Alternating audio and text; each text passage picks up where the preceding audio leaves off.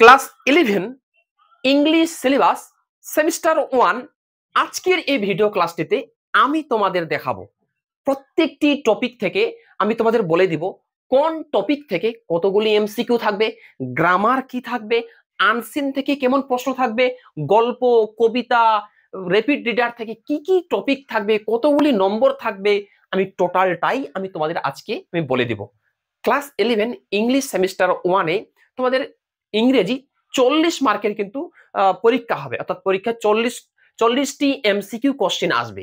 এবার এই 40টি কোশ্চেন কোথা থেকে আসবে আমি তোমাদের বুঝিয়ে দিচ্ছি। দেখো, একেবারে আমি তোমাদের বলে দিব অধ্যায় ভিত্তিক প্রত্যেকটা গল্প থেকে কয়টি এমসিকিউ, কবিতা থেকে কয়টি এমসিকিউ, গ্রামার থেকে কতগুলি এমসিকিউ থাকবে, সব বলে দেব। দেখো, আমি লিখে দিয়েছি ক্লাস 11 ইংলিশ সিলেবাস সেমিস্টার 1।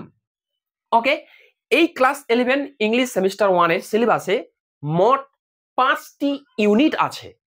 ঠিক আছে, তো 5টি ইউনিটের মধ্যে দেখো আমি লিখে দিয়েছি ইউনিট 1 প্রস, মানে প্রথম ইউনিটটির নাম হচ্ছে প্রস।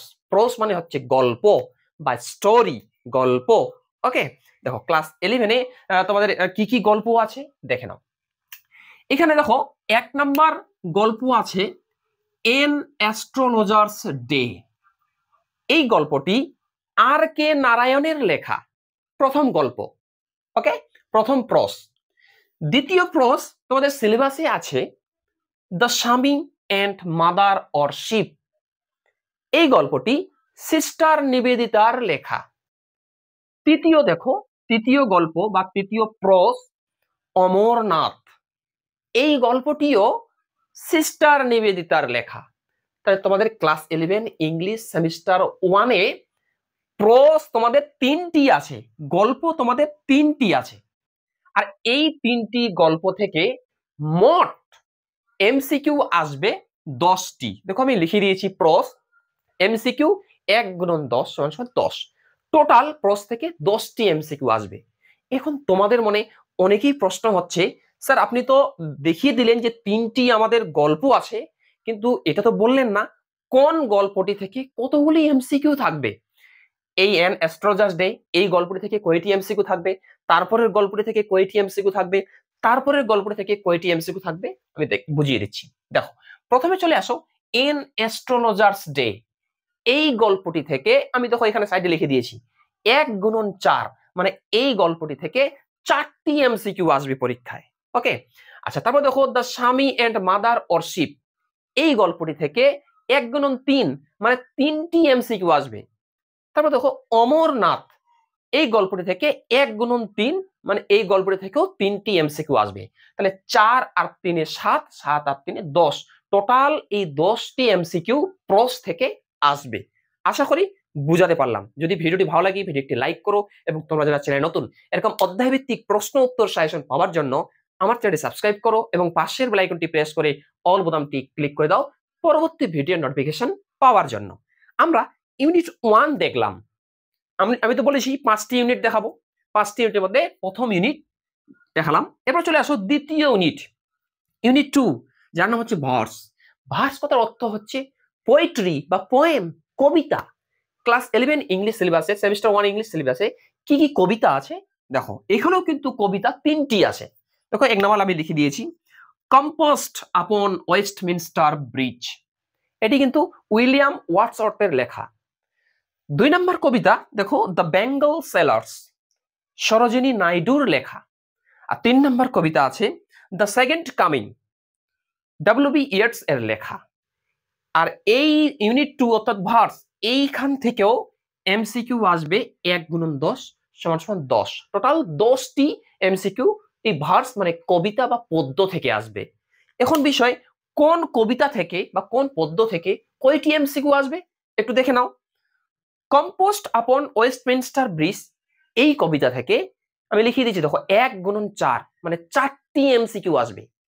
তারপর চলে আসো দ্য বেঙ্গল সেলার্স, এই বেঙ্গল সেলার্স কবিতা থেকে এমসিকিউ আসবে। দেখো আমি পাশে লিখে দিয়েছি 1 গুণন 3, মানে 3টি এমসিকিউ আসবে। তারপর দেখো দ্য সেকেন্ড কামিং, এই কবিতা থেকে এমসিকিউ আসবে 1 গুণন 3, 4 আর 3 এ 7, 3 এ 10, এই 10 মার্কের কবিতা থেকে 10টি এমসিকিউ আসবে।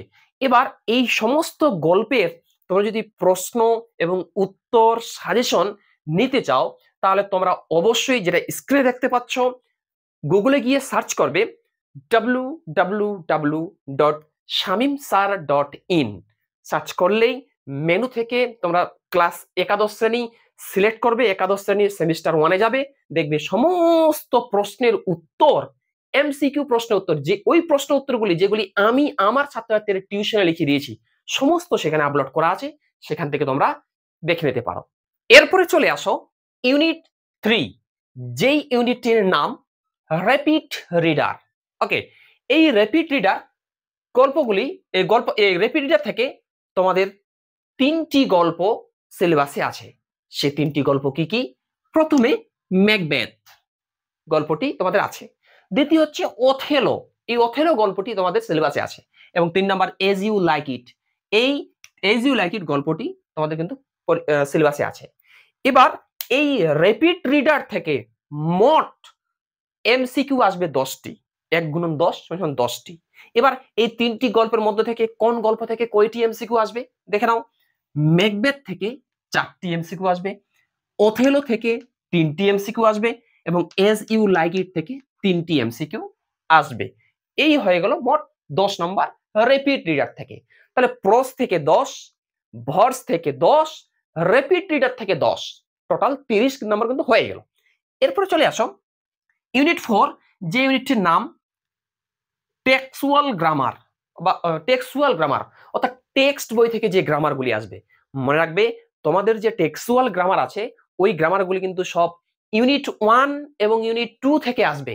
তার মানে ইউনিট 1 এর মধ্যে ছিল প্রস, মানে 3টি গল্প, an astrologer's day, the Swami and mother worship, and 3 number ছিল অমরনাথ। এই 3টি গল্প থেকে টেক্সচুয়াল গ্রামারগুলি হবে।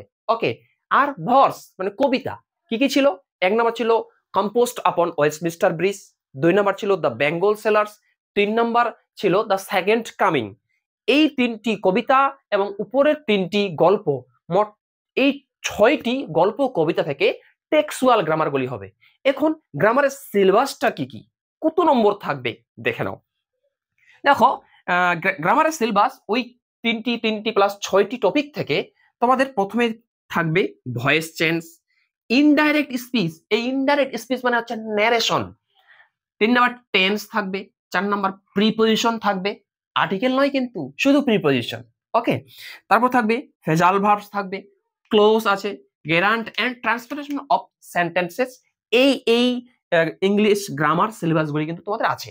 এবার এই টেক্সচুয়াল গ্রামার গুলির মধ্যে থেকে প্রত্যেকটা থেকে তো আসবে না পরীক্ষায়, 5টি টপিক থেকে 5টি দিবে, তাই না?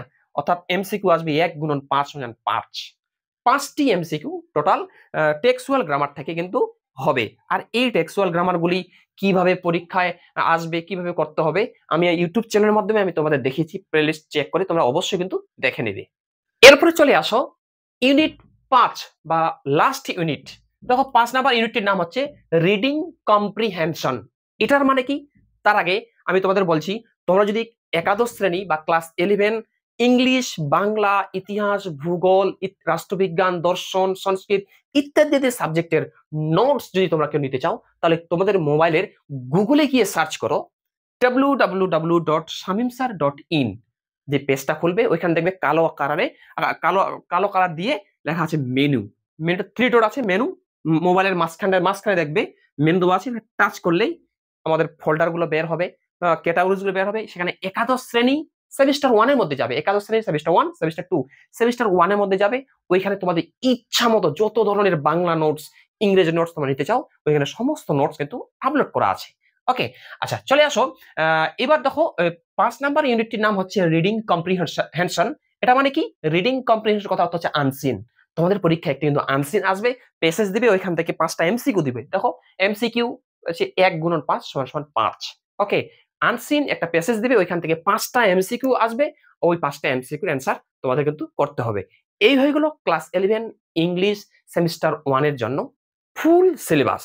যদি ভিডিওটা ভালো লাগে ভিডিওটা লাইক করো, এবং তোমরা যদি চ্যানেল নতুন হয়ে থাকো চ্যানেলটা সাবস্ক্রাইব করে পাশে থাকবে। এরপরে ভিডিও ক্লাসটিতে আমি তোমাদের প্রত্যেকটা টপিক থেকে গুরুত্বপূর্ণ এমসিকিউ প্রশ্ন উত্তর আমার চ্যানেলের মাধ্যমে আমি তোমাদের দেখাবো। থ্যাঙ্কস ফর ওয়াচিং, দেখা হচ্ছে এর পরের ভিডিও ক্লাসটিতে।